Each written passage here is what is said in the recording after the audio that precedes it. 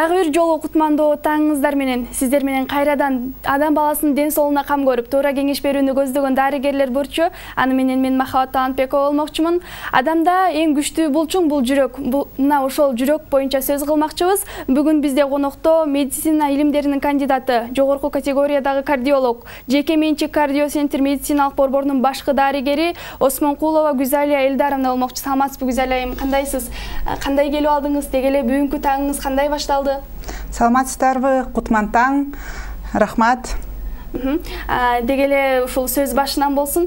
Ушул жаатка кантип келип калгансыз? Бул жаатта канча убакыттан бери алектенесиз? Балким алма сабагынан алыс түшпөйт дейт. Үй бүлөдө бул жаатта иштегендер барбы? Ошол жөнүндө айтып берсеңиз. Кардиолог болуп, мен кичинекей кезимде кыялым бар болчу, дарыгер болоюн дегем. Ошол себептен мектепте окуп жүргөндө химиялык, биологиялык класста окугам. Мектепти бүтүрүп, Кыргыз улуттук медициналык академияга тапшыргам. Чындап айтып келгенде, ал убакта менин кыялыман көп, бул менин апамдын, менин мамамдын кыялы болчу. Мени дарыгер болгонумду. Ошентип Кыргыз улуттук медициналык академияда окуп бүттүм. 2008 жылы окуп бүткөм. Андан кийин кардиология адиси боюнча ординатурага тапшыргам. Ординатураны окуп бүткөндөн кийин Кыргыз улуттук кардиология жана терапия борборунда, Мирахимов атындагы борборунда 15 жылдай иштегем. Андан кийин 2018 жылдан бери биздин жеке менчик кардиоцентр клиникасында башкы дарыгер болуп азыр иштеп жатам. Абдан жакшы. Эң сонун деги эле ушул жүрөк оорусунун алгачкы белгилери кандай? Кардиоцентр боюнча айтып берсеңиз. Деги эле ушул жүрөк оорусунун алгачкы белгилери кандай? Кандай болгондо адам жүрөк оорусуна чалдыккан болот? Ошол жөнүндө айтып берсеңиз. Жүрөк ооруларынын белгилери албетте ар кандай болот.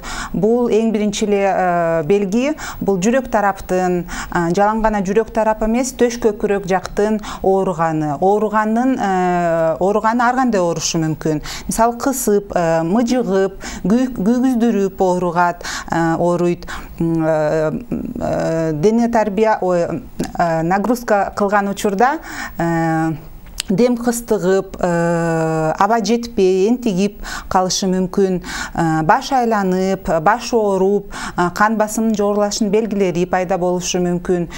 Жүрөк согушунун туруксуздугун адам сезиши мүмкүн. Жүрөк же бат-бат согуп, же жай согуп, баш айландырып, кээде буттар шишигиши мүмкүн.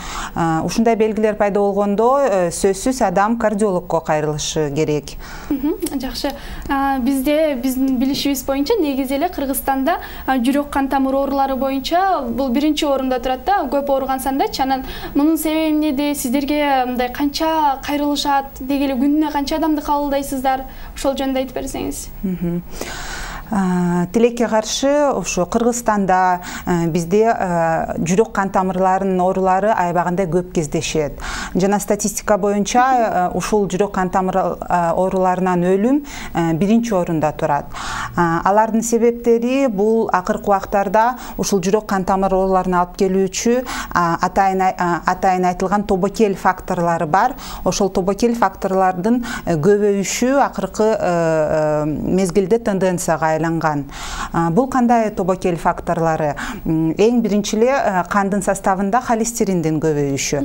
Холестериндин түрлөрү болот. Зыян холестерин, терс, жакшы холестерин бар. Ошо холестериндин кандын составында көбөйүшү атеросклероз оорусуна алып келет. Атеросклероз оорусу бул жүрөктүн кан тамырларынын ичинде мындайча сөз айткан менен май менен бүтөлүп калышы.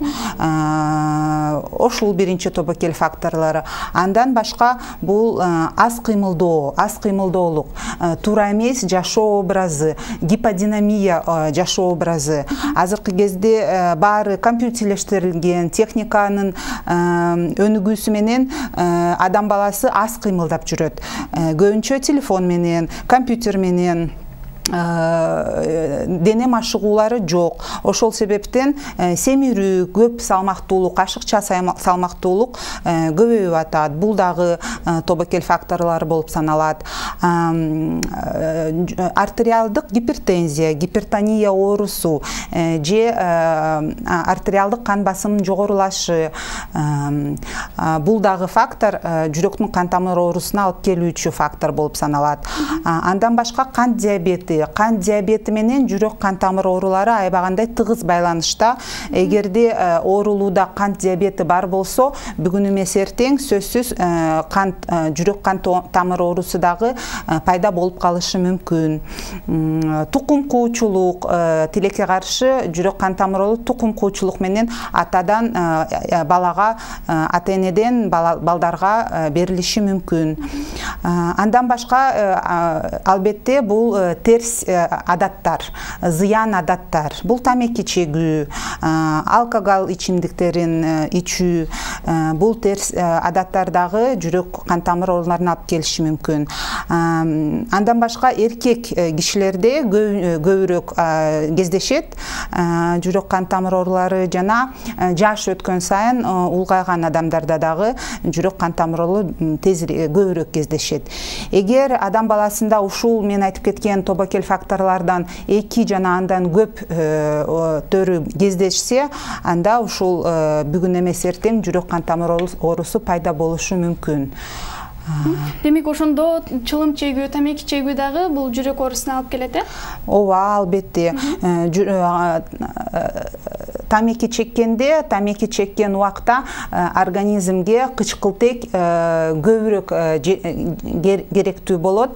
Жүрөккө кан менен кошо кычкылтек аз барган учурда жүрөк кыйналат, жүрөк ооруйт. Тамеки чеккен адамдардын кан тамырлары мындайча айтканда катып калат, катуу болот. Алардын эластивдүүлүгү азаят. Ошол дагы себеп жүрөктүн кан тамыр ооруларына алып келиши мүмкүн. Анда ошол чылым чеккен жарандардын кулагына күмүш сырга кылып айта кетели. Жогоруда уккан кеңештериңиздерди кулагыңыздарга күмүш сырга кылып, көкүрөгүңүздөргө кыттай катып сактап алыңыздар. Себеби өз ден соолугуңуздардын ээси болууну кааласаңыздар, анда бул кеп кеңештердин баары сиздер үчүн. Бизде SMS билдирүү бар экен, окуп өтөлүм. Саламатсызбы? Менин жүрөгүм көп сайгылашат. Эмне кылышым керек дейт. Буга кандай кеңеш бере аласыз? Албетте, жүрөктүн ооруган бир белгиси пайда болсо, сайгылашып ооруганы пайда болсо, бул жалаң гана жүрөк жактан болушу мүмкүнбү деген суроону ойлоп таптырат. Сиздин жашыңыз канчада? Ошо жашыңызга карата жүрөктөн болуп атабы, жокпу? Ошону ойлонуштуруп, эң биринчи эле кардиологко кайрылышыңыз керек. Кардиолог жүрөккө тиешелүү минимум изилдөөдөн өткөрөт. Бул электрокардиограмма, эхокардиограмма, керектүү анализдерди, кан анализдерин тапшырасыз. Эгер ал жерде жүрөгүңүз жактан таза чыксаңыз, анда ушул жүрөктүн сайгылашып ооруганын башка себептерин изилдегенге биз сунуш беребиз. Негизи эле ушул жүрөк кан тамырлары боюнча айтып жатасыз. Ошол деги эле ушул жүрөк кан тамыр ооруларын канткенде алдын алса болот? Сиздерге канча убакытта бир кайрылып туруш керек? Негизи эле кантип алдын алуу жолдору боюнча айтып өтсөңүз. Жүрөк кан тамырларын алдын алуу үчүн бул мен жогоруда айтып кеткен тобокел факторлор менен күрөшүш керек.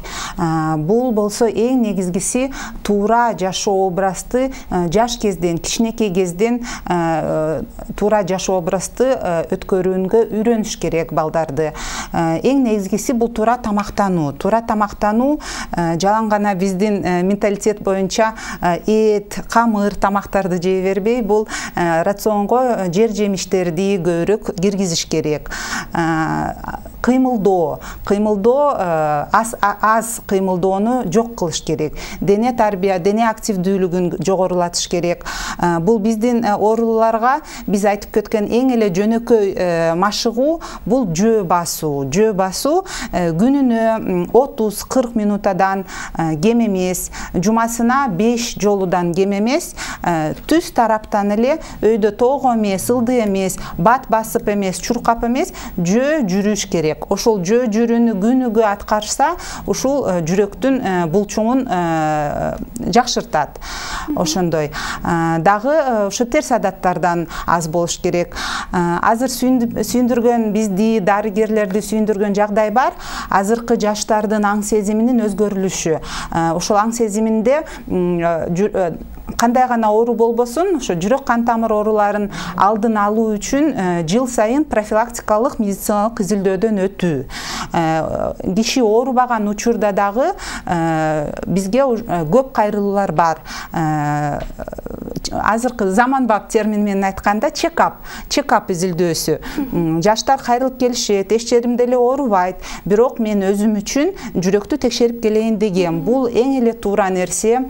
Бир жылда бир жолу кардиологко кайрылып, минимум изилдөөлөрдү, бул электрокардиография, эхокардиография, анализдер, кан анализдерин тапшырып, жүрөк боюнча изилдөөнү өтүш керек. Деги эле ошол сиздердин кардиоцентр боюнча айтып өтсөңүз, ошол кардиоцентрда сиздерде кандай методдорду колдоносуздар жүрөк кан тамыр оорулары боюнча? Биздин жеке менчик кардиоцентр клиникасы Бишкек шаарында 2011 жылдан бери өзүнүн ишин өткөрүп келатат. Шаар боюнча бизде 4 филиалыбыз бар, 3 поликлиника. Ошо 3 поликлиникада жүрөккө тиешелүү баардык заманбап изилдөөлөрдү өтө аласыздар. Андан тышкары эң эле биздин башкы мекемебиз бул стационар. Абдумомунова 236 дареги боюнча кардиоцентр клиникасынын бейтапканасы бар.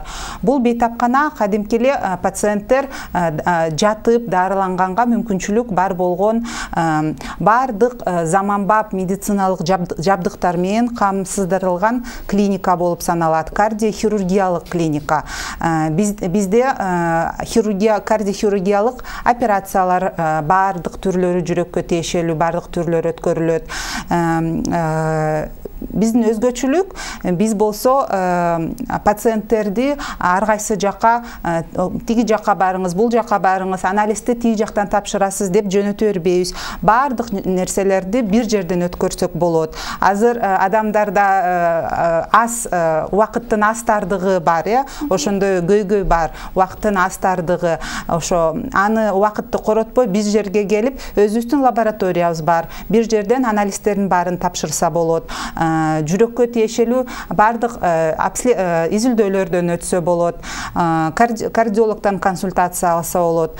Ошо клиникабызда реанимация бөлүмү бар. 24 саат бою, 7 күн, жумасына 7 күн бою биз тынымсыздык менен биздин ооруларды кабыл алууга мүмкүнчүлүгүбүз бар. Реанимация бөлүмүндө ушу жүрөк оорулары менен курч периодда келген пациенттерди кабыл алабыз. Андан тышкары кардиология бөлүмү баарын толуктап келгенде 60 керебет орундарыбыз бар. Бул орундарга азыркы мезгилде тилекке каршы пациенттер аябай көбөйүүдө. Мурун эгерде мамлекеттик клиникага очередьке туруп жатыш керек болсо, азыр бизде дагы ошондой жагдай пайда болду. Бизде дагы күн сайын кайрылуулар көп, пациенттердин саны көбөйүүдө. Ага карабастан биз өзүбүздүн мүмкүнчүлүгүбүзгө жараша пациенттердин баарын кабыл алууга даярбыз. Клиникада жүрөккө тиешелүү операциялар өткөрүлөт. Операционный блок бар. Ошолордун баары бизде бар. Абдан жакшы. Негизи эле бизде кыргыз элинде биринчи орунга ден соолукту коюшпайт эмеспи? Биринчи орунга жумушту же болбосо дагы бир башка нерселерди коюп, ден соолук бул экинчи орунга же арттагы орунга калып калат да. Мына ошол учурда сиздерге өтө жүрөк оорусу менен өтүшүп кетип кайрылган учурлар болобу? Деги эле сиздерге ошол жүрөк оорусунун кайсы түрү менен көбүрөөк кайрылышат? Ошол жөнүндө айтып берсеңиз. Бизде Кыргызстанда жүрөк кан тамыр ооруларынын ичинен эң эле көп кездешүүчү оору бул миокардтын инфаркты, инфаркт миокарда. Туруксуз стенокардия бул инфарктка алып келүүчү оору болуп саналат. Артериалдык гипертония оорусу, анан өнөкөт жүрөк алсыздыгы. Ушул пациенттер өзлөрүнүн дарылоосун туура дарыланбай же убагында дарыланбаса, ар кайсы жүрөк оорусу өзүнүн аягында өнөкөт жүрөк алсыздыгын алып келет. Ошол оору менен кайрылышат. Туаса кемтик оорулары бар. Ошол оорулар менен бизге кайрылышат. Анан стенокардия оорусу кандай бейтаптар кайрылат, ушул боюнча айтып берсеңиз? Стенокардия оорусу бул жүрөктүн кан тамырлары жогоруда айтып кеткен терс холестерин менен кандын составында көбөйүшү учурунда жүрөктүн кан тамырлары ичинен май менен бүтөлүп калышат. Мындай сөз менен айтканда, май менен бүтөлүп калган кан тамыр аркылуу жүрөккө кычкылтек жетишсиз келет. Ошол учурда бейтап күнүмдүк кыймылдоо учурунда, күнүмдүк иш аткарып жүргөн учурда жүрөктүн ооруган белгилери пайда болот. Бизге ошол себеп менен кайрылышат. Эгерде стенокардиянын түрлөрү бар. Туруктуу стенокардия, туруксуз стенокардия. Эгерде туруктуу стенокардияны өз убагында дары-дармектерди ичип дарылабаса, ал туруксуз стенокардияга айланышы мүмкүн. Туруксуз стенокардияны болсо дарылабаса, инфарктка айланышы мүмкүн. Ушул инфарктты алдын алуу үчүн эң негизги алтын стандарт, диагностиканын алтын стандарты деп коет. Бул эң эле жогорку технологиялуу изилдөө, коронара ангиография изилдөөсүн өткөргөн учурда жүрөктүн кан тамырларын ичин изилдейбиз. Анан ошол учурда инфарктты алдын алуу үчүн тез чараларды жүргүзгөнгө болот. Биз жөн гана жүрөк кан тамыр оорусу деп эле билсек, көрсө бул жүрөк кан тамыр оорусунун дагы толтура түрлөрү бар экен. Мына ошол түрлөрүнүн ичине кирген аритмия оорусу жөнүндө айтып берсеңиз, деги эле ушул аритмия деген эмне, ошол жөнүндө маалымат берип өтсөңүз. Ушу аритмия бул жүрөктүн согушунун туруксуз согушу. Ар кандай аритмиялар болушу мүмкүн. Эң эле жөнөкөйү бул жүрөктүн бат согушу, тахикардия болуп саналат. Жүрөктүн жай согушу, брадикардия болуп саналат. Жүрөктүн туруксуз согушу бул экстрасистолия. Экстрасистолиянын көп түрлөрү бар. Ошо экстрасистолиялардын бар жогун аныкташ үчүн биздин клиникада Холтер ЭКГ мониторирование деген изилдөөдөн өтсө болот. Бул атайын кардиограмма аппараты, кардиограмма тартылуучу кичинекей аппарат, сумочкага, атайын сумочкага кийилет, моюнга тагылат, кардиографтын электроддору көкүрөккө чапталат. Анан ошол аппарат менен бейтап бир күн бою жүрөт, бир сутка бою жүрөт. Өзүнүн күнүмдүк аткарып турган жумуштарын аткара берет, кыймылдайт, басат, тамагы чет, уктайт, күнүмдүк жүргөндө эле жүрөт. Анан ошол аппарат күнү түнү 24 саат бою жүрөктүн жумушун текшерет. Жүрөк кандай согот, бат согот, жай согот, туура эмес согот, ошонун баарын бейтап уктап турган учурда жүрөк уктап атканда кандай иштейт. Анан эгерде өзгөрүү бар болсо, баары көрүнөт. Анан ошо өзгөрүүгө жараша биз өзүбүздүн дарылоо ыкмаларын тандайбыз. Аритмиянын дарылоо ыкмалары ар кандай болот. Биринчи кезде бул дары-дармек дарылоосу. Эгерде дары-дармек дарылоосу жардам бербесе, анда хирургиялык метод менен дарылоо. Ошо хирургиялык методдун эң эле азыр заманбап дарылоо ыкмасы бул радиочастотная аблация деп коет, РЧА. Бул көкүрөктү кесүү менен, наркоз берүү менен кылынбаган аз инвазивдүү операция болуп саналат. Жүрөктүн колдун же буттун кан тамыры аркылуу жүрөккө катетер жөнөтүлөт. Ошол катетер аркылуу жүрөктүн именно патологиялык ачактары табылат. Ошол патологиялык ачактардан жүрөктүн туура эмес согушу эмне себептен болуп атат аныкталат. Анан ошол жерлерди күйгүздүрүшөт. Бул операция көп болсо 1 саат, жарым саат, 1 саатка жетпеген убакытта болот. Наркоз берилбейт. Пациенттер ошол эле бир күндөн кийин кадимки мурунку жашоо образына өтүшү мүмкүн. Ошондой операция, радиочастотная аблация биздин центрде жасалат. Анан ушул жүрөктүн мен билишим боюнча жай согот деген дагы бар, ошол жай согот жана ушул негизи эле жүрөктүн согушу кандай болуш керек, ошол жөнүндө айтып берсеңиз. Нормада жүрөктүн согушу 1 минутада 60-тан 90-го чейин 1 минутада согушу керек. 60-тан ылдый аз соксо, бул жүрөктүн жай согушу болуп саналат. Кээ бир адамдардын категориясында бул жүрөктүн 1 минутада 50-гө чейин соккону норма болуп саналат. Бул категория бул спорт менен машыккан спортсмен кишилерде, спортсмен адамдарда жүрөктүн жай согушу бул норма болуп саналат. 50-55 чейин. Андан ылдый соккон учурда көбүнчө биздин улгайган бейтаптарда жүрөктүн токтоп калышына алып келүүчү терс осложнение бар. Бул 50 удардан кем соксо. Ошол суточный холтер ЭКГ монитордо билинет. Бул брадикардия болуп саналат. Аны болсо дарылоого биздин клиникада электрический ЭКС, электрокардиостимуляторду койгонго мүмкүнчүлүк бар. Бул пациенттердин жүрөгү, улгайган пациенттердин жүрөгү жай соккондо атайын бир мындайча сөз айтканда батарейка коюлат жүрөк каптал жагына. Ал батарейка керектүү учурда импульс берип турат, жүрөктү бат соктуруп турат. Ошондой ЭКС деген аппаратты койгонго мүмкүнчүлүк бар. Жакшы. Деги эле ушул жүрөк оорусу менен ооруган адамдарга сууну көп ичсе болбойт деп укканым бар эле. Ушул боюнча сиздин оюңуз кандай? Деги эле бул нерсе туурабы? Канчалык деңгээлде туура, канчалык деңгээлде зыяны жана канчалык деңгээлде пайдасы бар? Мына ошол жөнүндө айтып берсеңиз. Биз өзүбүздүн ооруларга берген рекомендация сунуш боюнча суюктукту аз ичишиңиз керек деп пациенттерге айтабыз. Бардык пациенттерге эмес, бул жүрөктүн өнөкөт алсыздыгы бар оорулууларга бул сунушту беребиз. Жүрөктүн өнөкөт алсыздыгы бул ар кандай жүрөктүн оорусунан алып келген осложнение болуп саналат. Жүрөк булчуңдарын күчү азаят, жүрөк мурункудай жыйрылганы азаят, күчү азаят. Ошол себептен эгерде организмге көп суюктук келсе, көп суюктук суу менен ичилип келсе, жүрөк ал сууну жакшы иштете албайт. Ошондуктан ашыкча суюктук, буттарды шишип, ашыкча суюктук денеде пайда болушу мүмкүн. Ошон үчүн биз ушундай ооруларга суткасына 1,5 литрден ашык эмес суу ичкенге сунуш беребиз. Жакшы.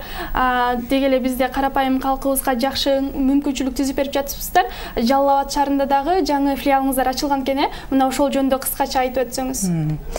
Ооба, биз мактанып кетсек болот. Эми биз Жалал Абад шаарында, Жалал Абад областында, деги эле түштүк областтарында да өзүбүздүн жардамыбызды калкыбызга кардиология тарабынан жардамыбызды бере алабыз. Ушу Жалал Абад шаарында жакында эле 18 мартта чоң клиниканын ачылышы аземи болду. Бул клиника аябагандай заманбап техникалык жабдыктар менен, медициналык жабдыктар менен камсыздырылган. Ушу жөнөкөй электрокардиографтан баштап жогорку технологиядагы ангиография аппараты да бар.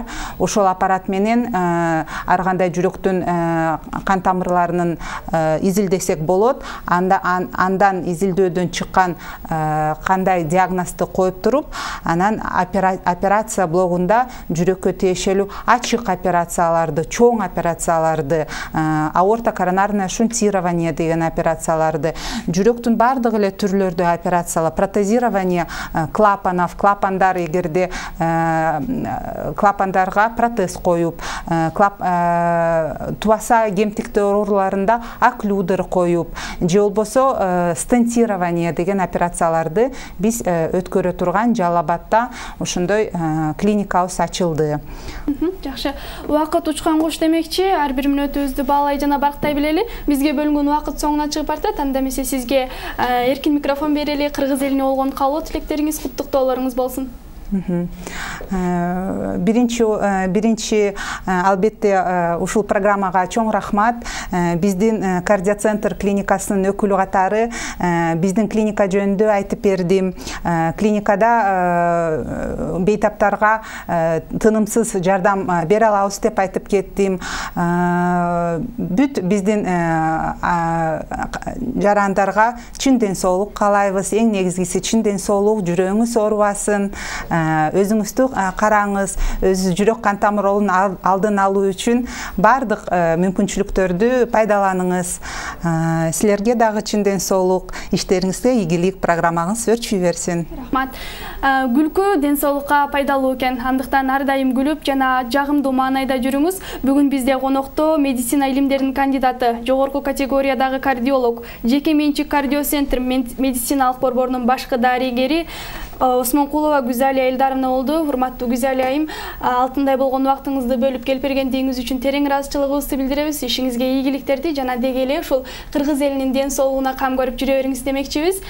Убакыт учкан куш, бизге бөлүнгөн убакыт соңуна чыкты. Сиздер менен дарыгерлер бурчу, аны менен мен Махабат Талантбекова болдум.